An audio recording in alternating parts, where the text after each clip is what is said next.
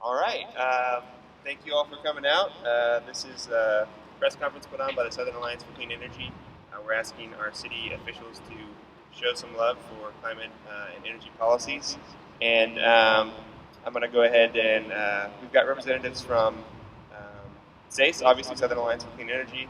We've got representatives from the One Knox Legacy Coalition, the Sierra Club, and SEED, Socially Equal Energy Efficient Development, as well as Sleeves for Need, CCL, Tennessee Interfaith Power and Light. And we're going to go ahead and get started with Joanne Logan from the Sierra Club. Yeah, absolutely. Just ahead. Yeah, right. Okay, I'm so glad to be in the wonderful company of these folks today that I do a lot of stuff with a lot. We seem to be tabling together, so we're all great buddies. I'm the chair of the local group of the Sierra Club, and the Sierra Club basically has three missions right now, three goals. One is to protect the climate, but in an equitable way.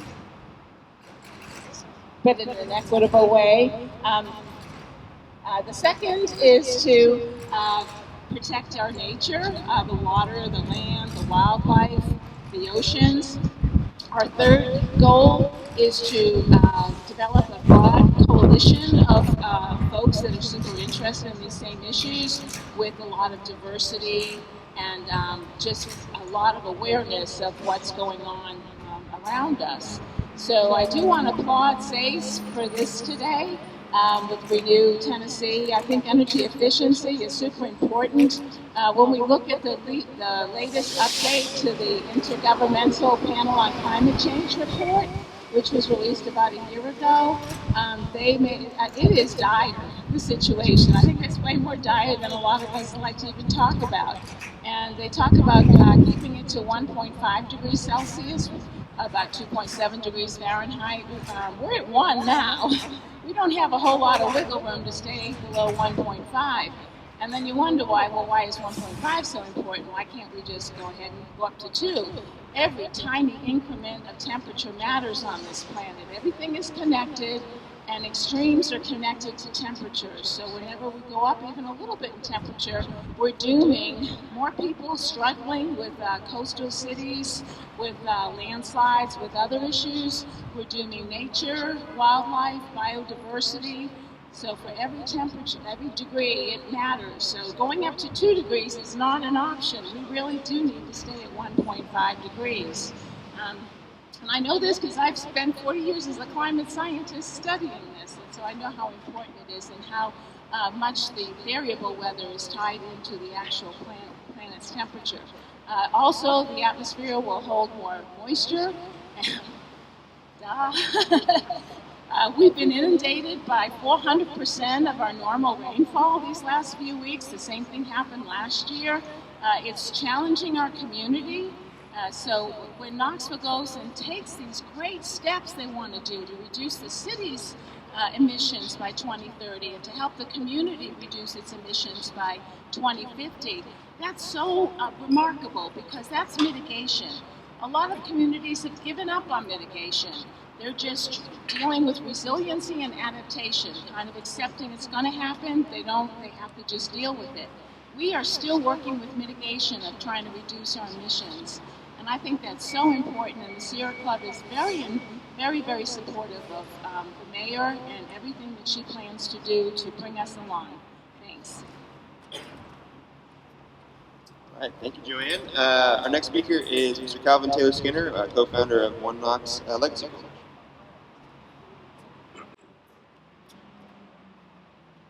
Thank you. It's good to be here again. As Brady shared, I'm Calvin Taylor Skinner, co-founder and convener of One Knox Legacy Coalition, where our mission is to mobilize the Black vote in Knox County and to ensure that even beyond the vote, we are aligning ourselves around issues that impact our community specifically. And it has been a delight to partner with faith organizations, nonprofit civic groups, and youth organizations such as the NACP, Knoxville Branch, the Lions Club, East Knoxville, Mount Zion Baptist Church, Divine Urban Expressions, and others to ensure we are empowering people through the vote. It's also a delight to align ourselves with such groups as SACE and in this campaign to address issues around energy efficiency, renewable energy, clean transportation, and public participation.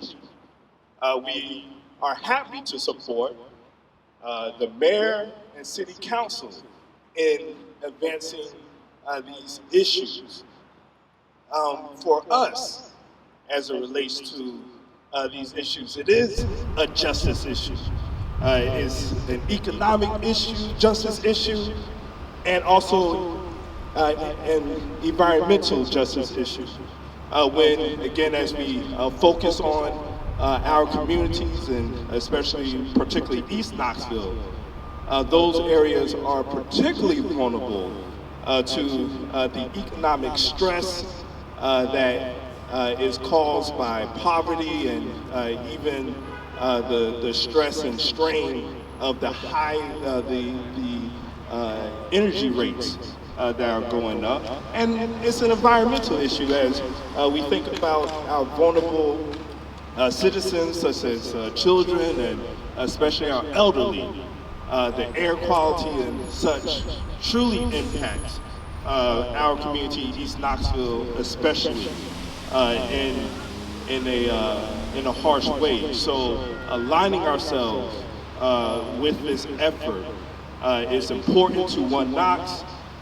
Supporting again our elected officials to ensure that these issues are priority as they think about how to bring resources, especially through the budget, is important.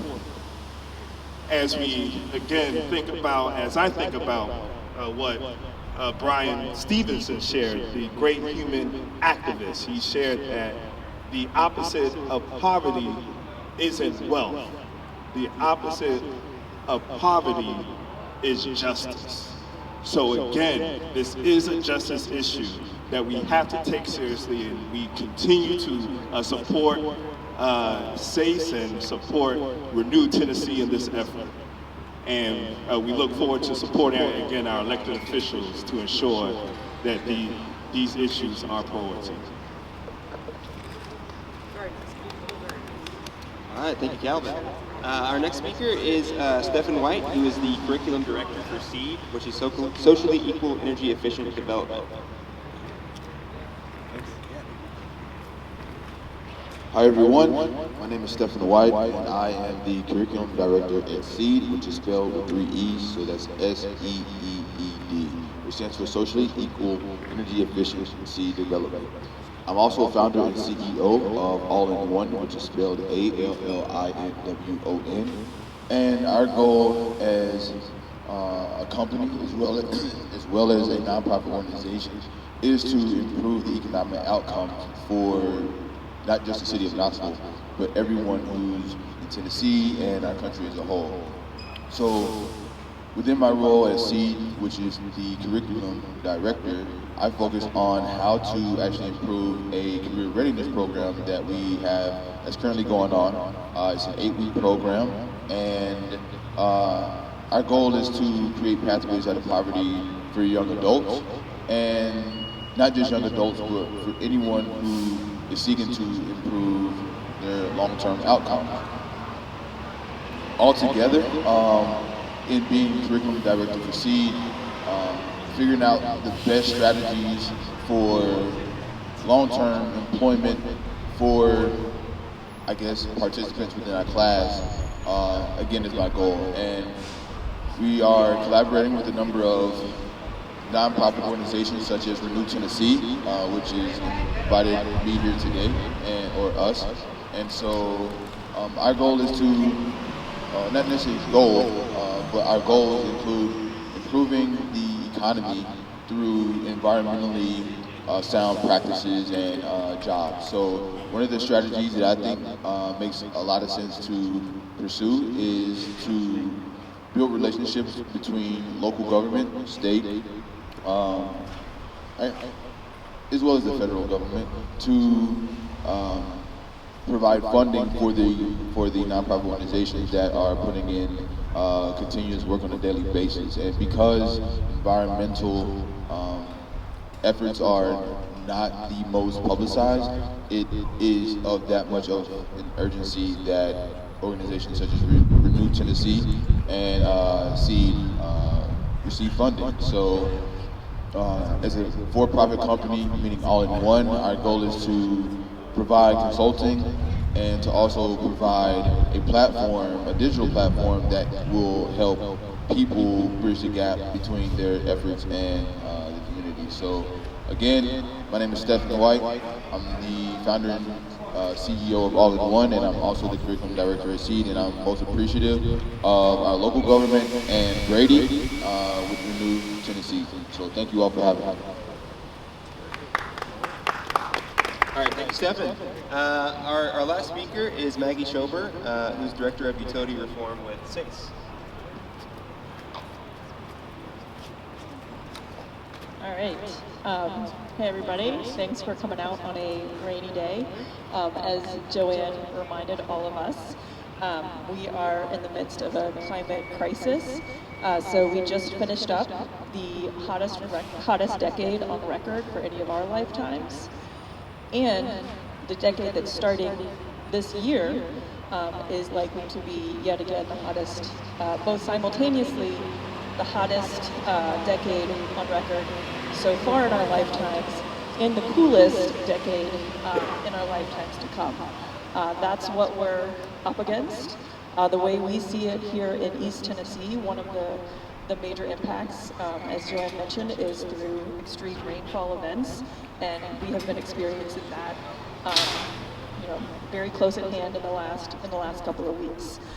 So we wanted to take the time to come out here and thank the City Council and the new mayor for their support of the climate goals that passed last year, and say that we see this as a huge priority all across the community, and we are here and eager and excited to help make those goals a reality and implement a just and equitable climate plan for the city of Knoxville. Last year, you may have heard some things about energy burdens, high electric bills, and high fixed fees. There was a pretty major issue across Knoxville last year. We applaud KUB for their announcement that they plan to not increase fixed fees over the next 3 years, and we are looking forward to their budget that will come out this spring that will put that in writing. Both KUB and TVA are making decisions today, this year, in the near term, that will impact cities like Knoxville ability to address the climate crisis, both mitigation and adaptation to the climate crisis moving forward. And we are grateful that KUB has come to the table, but we also want to leave with the fact that if we do not see actions from KUB and TVA on these issues, that we are here as a community and we will keep the pressure on, because this is an important issue. Think back to the stories that you heard last year about people all across Knoxville struggling to pay those electric bills.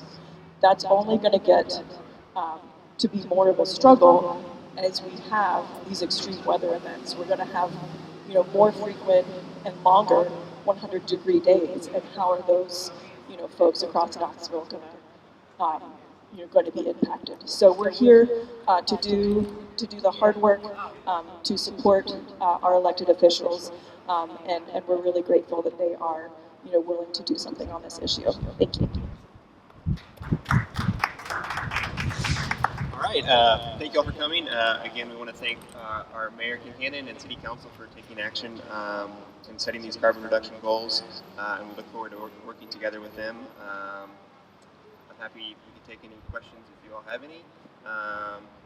Otherwise, we also have a letter we're going to be delivering to the mayor and council members. We've gotten over 100 signatures so far from zip codes all over Knoxville, just asking them to make sure that they prioritize funding for things like energy efficiency and renewable energy in the budget. So if there aren't any questions, we'll go ahead and head on in.